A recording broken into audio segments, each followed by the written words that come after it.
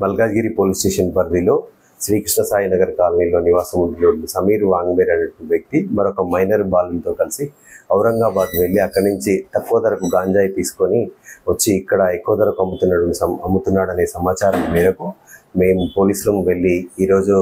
తనిఖీ చేయగా Balaji function hall పక్కనటువంటి ఖాళీ ప్రదేశంలో అతను మరియు మైనర్ బాలుడు గాంజాయి అమ్ముతూ పట్టుకోవడం జరిగింది. వారి వద్ద నుంచి 1200 గ్రాముల గంజాయిని మరియు ఒక సెల్ ఫోన్ని స్వాధీనం చేసుకొని ఈరోజు జ్యుడిషియల్ రిమాండ్ పంపించడం జరుగుతుంది.